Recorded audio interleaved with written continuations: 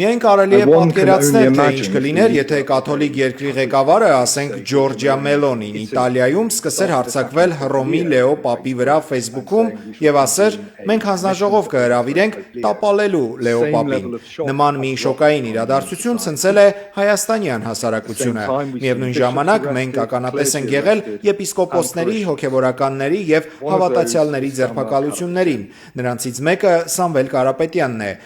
Նա եկեղեցու առանցքային բարերարներից մեկն է, եկեղեցու խոշոր բարեգործ, եւ նա այս տարվա հունիսին վերադարձել էր Հայաստան մասնակցելու հոր մահվան 40-ի հիշատակի արարողությանը։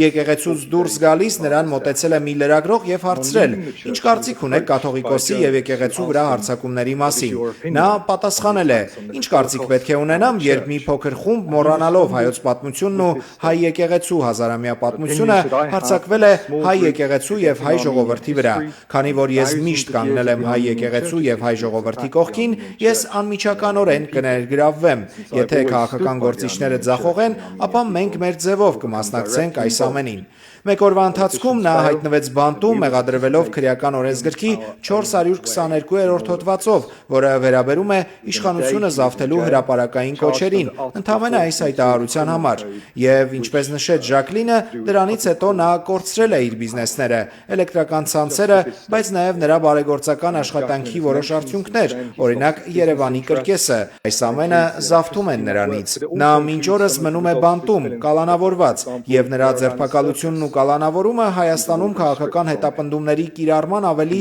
լայն մասն են, ինչը ներկայացված է նաև սպիտակ զեկույցում։ Այս գործընթացները քննադատվել են Freedom House-ի, ԱՄՆ պետդեպարտամենտի, ինչպես նաև այլ միջազգային կազմակերպությունների կողմից, սակայն հատկապես մտահոգիչ է նախնական կալանքը որպես ինքնին պատիժ կիրառելը, ինչի վերաբերյալ իրենց անհանգստությունն են հայտնել ԱՄՆ պետդեպարտամենտը, ինչպես նաև այնպիսի կազմակերպություններ, ինչպիսին է Human Rights Watch-ը։ Այսպիսով, նա նման բռնի հետապնդումների երկար շարքի վերջին օրինակն է։